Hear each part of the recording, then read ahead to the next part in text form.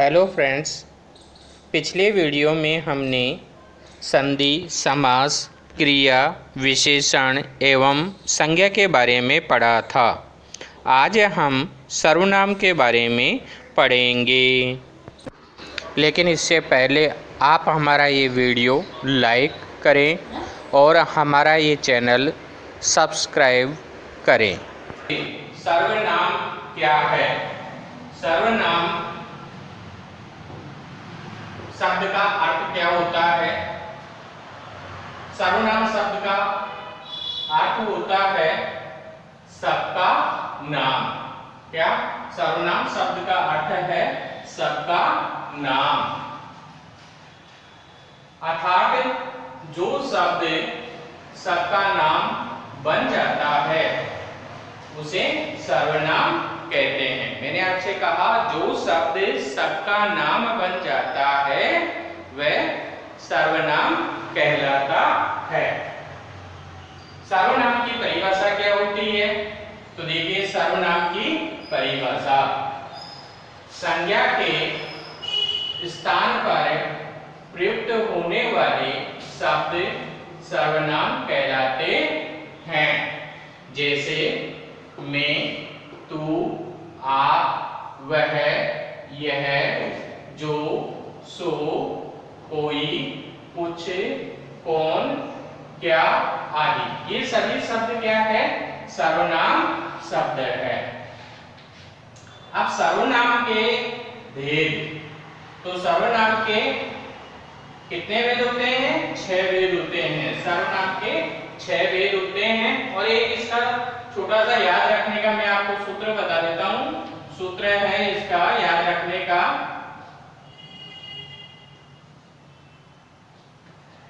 अनि, सनी, प्रभु।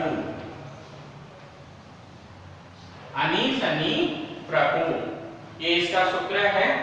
देखिए 6 भेद। पहला है पुरुषवाचक सर्वनाम, दूसरा प्रश्नवाचक सर्वनाम, तीसरा निश्चयवाचक सर्वनाम, चौथा अनिश्चयवाचक सर्वनाम, पांचवा संबंधवाचक सर्वनाम, छठा निजवाचक सर्वनाम।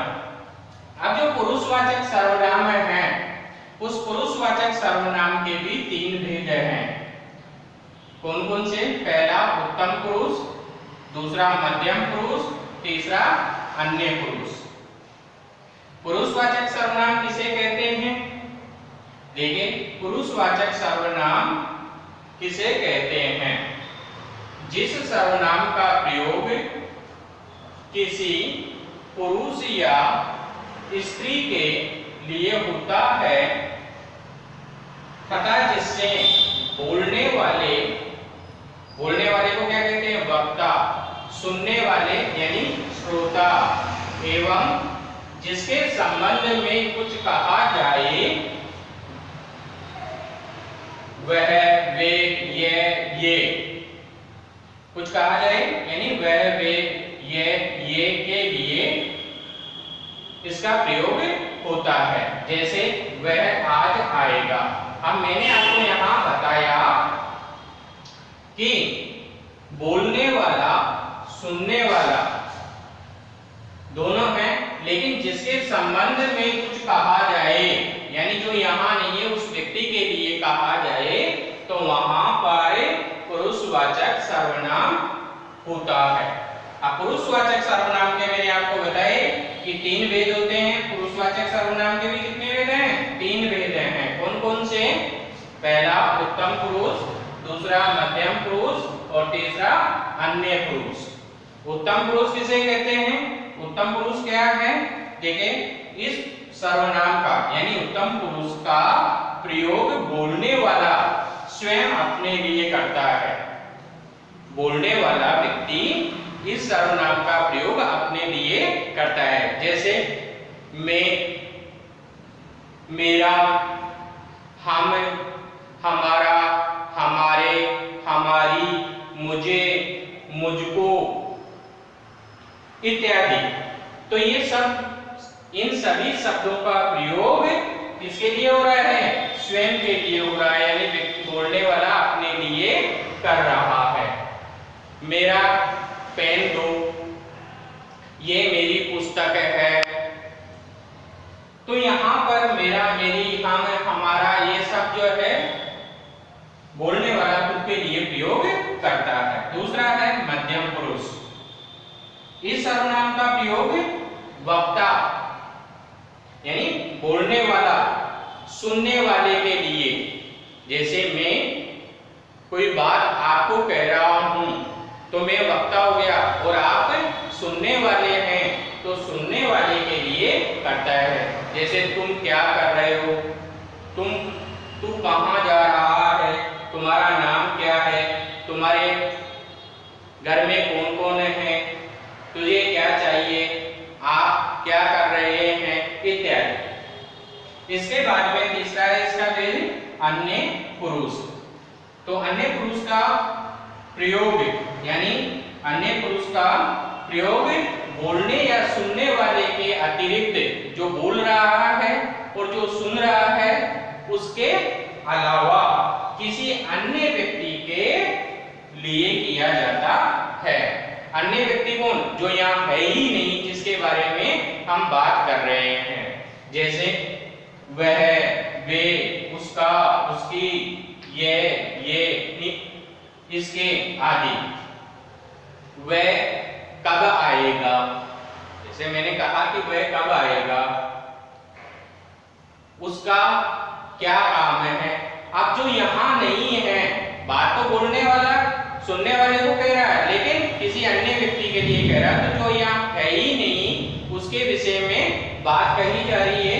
तो जो व्यक्ति अन्य व्यक्ति के लिए जब बात करता है तो वहां पर अन्य पुरुष होता है। ठीक है।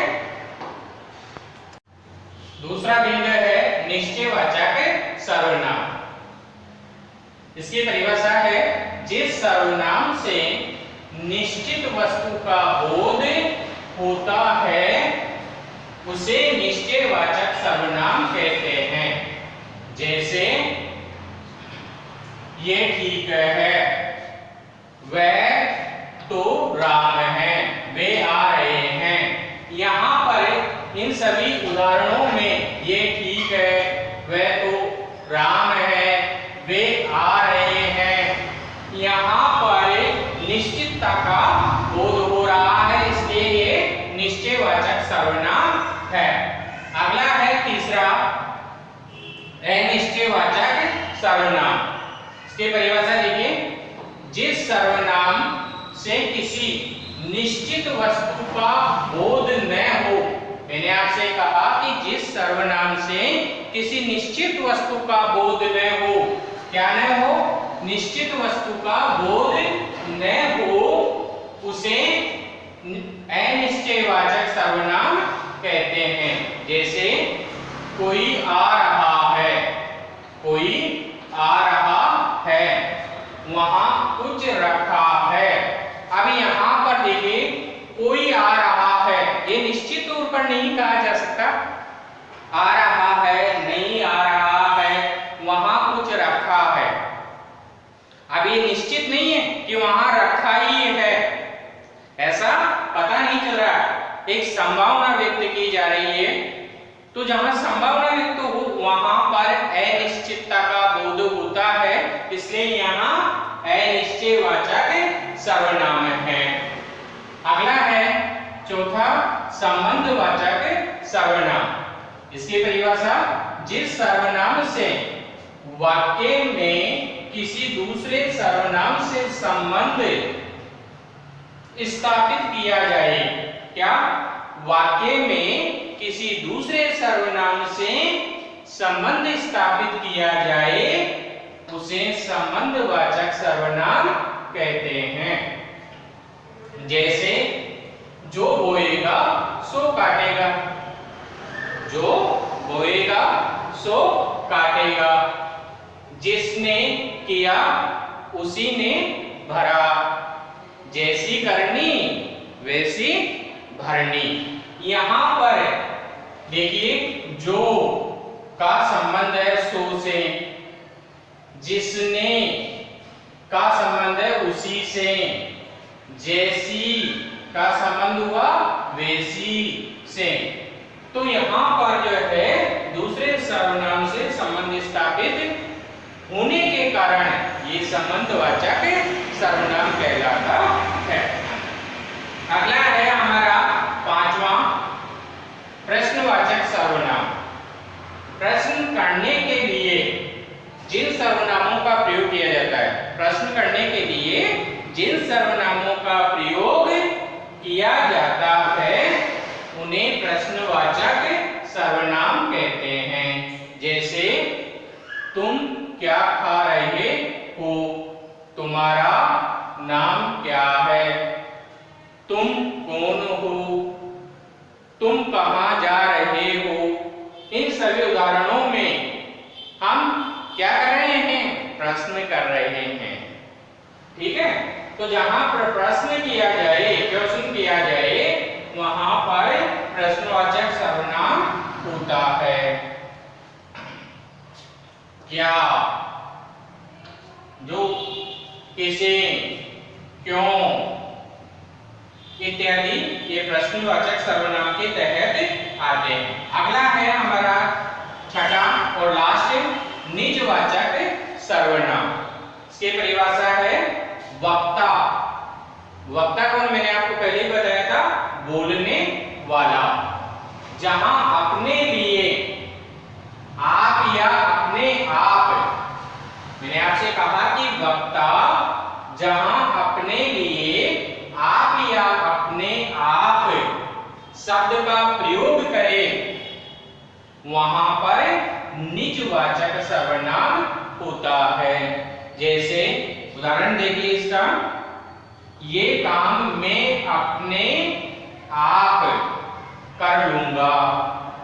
यहां पर अपने आप शब्द का प्रयोग हो रहा है जो कि स्वयं के लिए हो रहा है। स्वयं के लिए जीना व्यर्थ है। यहां भी व्यक्ति स्वयं का बोध होने के कारण ये निजता का पता चल रहा है।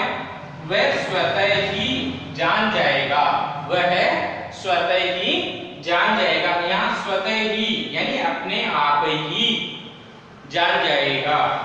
मैं अपने आप चला जाऊंगा, मैं अपने आप चला जाऊंगा। यहाँ पर भी निजता का बोध होने के कारण निजवाचक सर्वनाम है। तो फ्रेंड्स, ये हमारे सर्वनाम पूर्ण हुए। इसके लिए आपको बहुत बहुत धन्यवाद। साथ ही यदि आपको हमारा ये वीडियो अच्छा लगा हो तो आप इसे लाइक और सब्सक्राइब करना न भूलें, ताकि हम आपके लिए और अधिक वीडियो बना सके। धन्यवाद।